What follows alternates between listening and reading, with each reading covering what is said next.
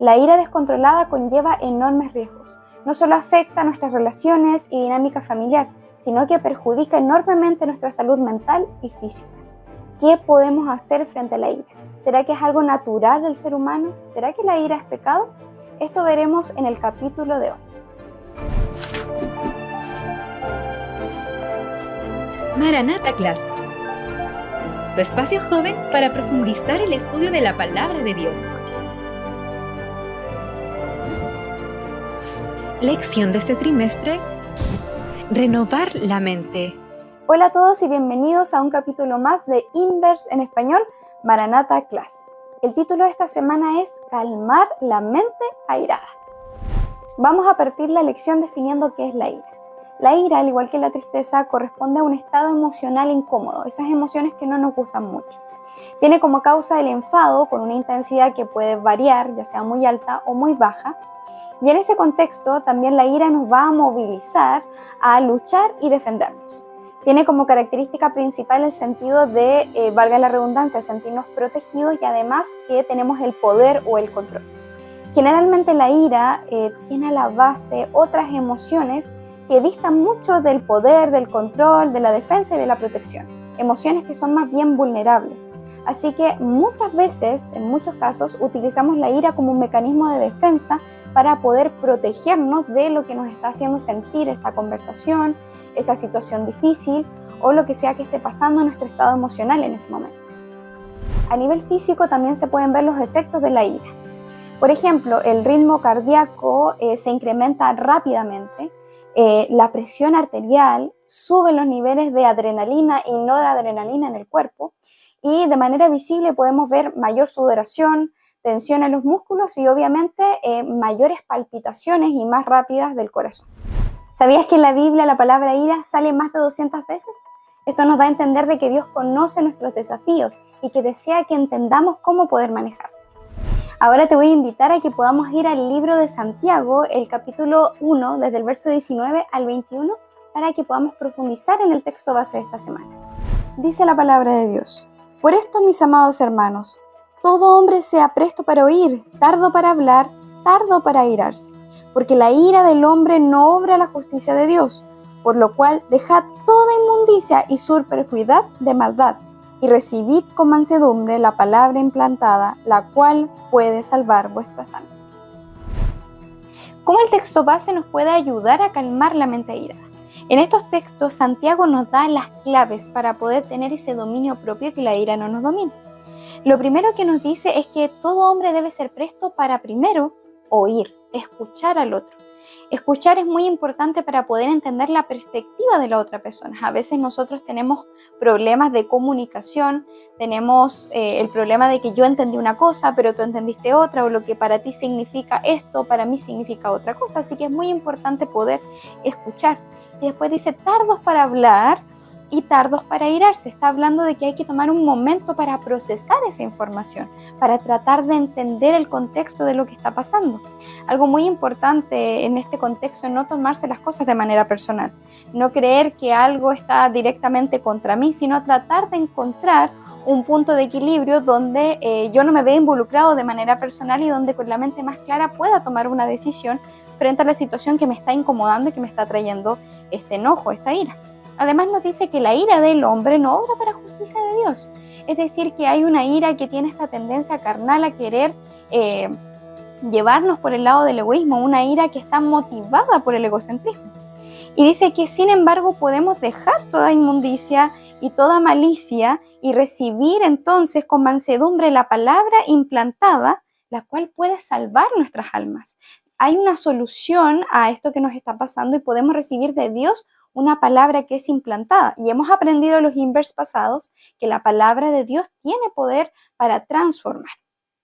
Además de estos textos, la lección de esta semana nos deja otros textos en el libro de Proverbios que nos van a ayudar a reforzar esta idea.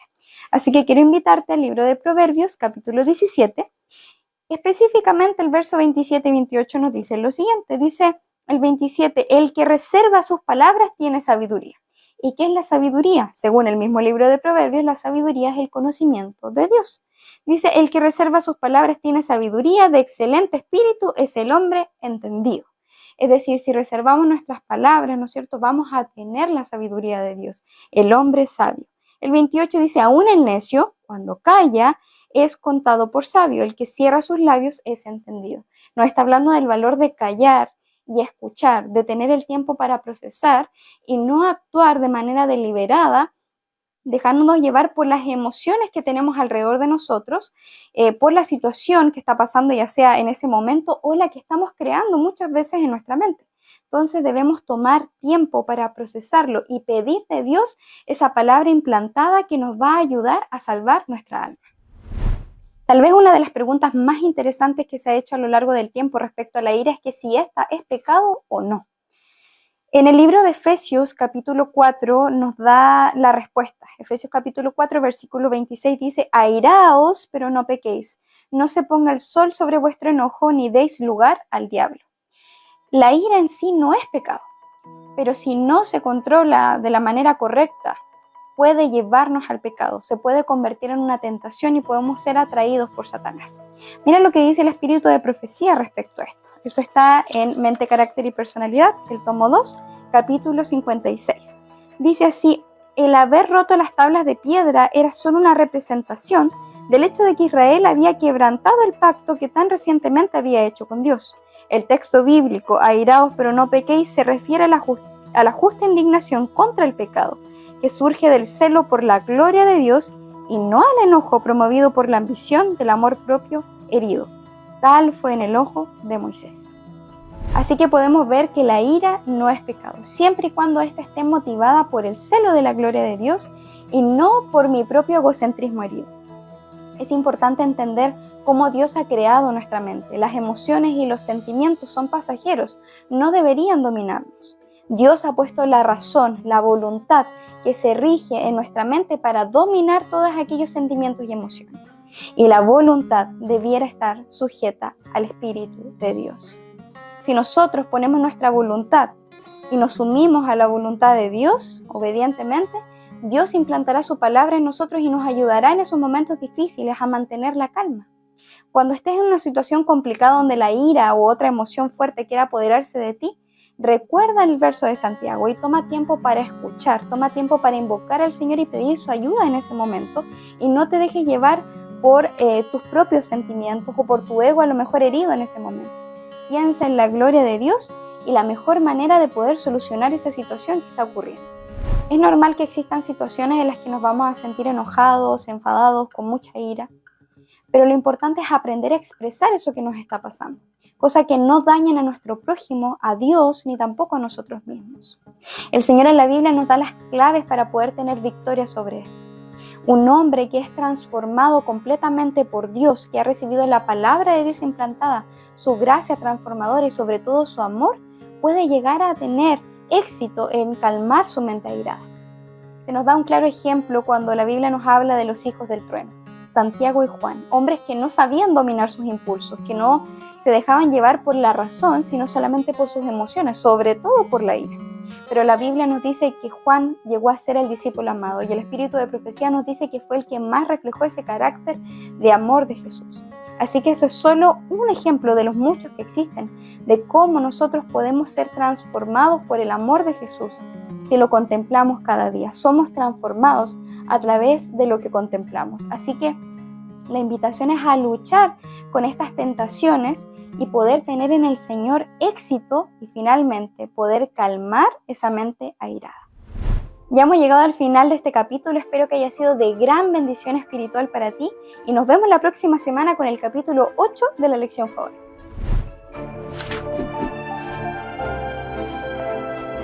Maranatha Class, tu espacio joven para profundizar el estudio de la Palabra de Dios. Lección de este trimestre: renovar la mente.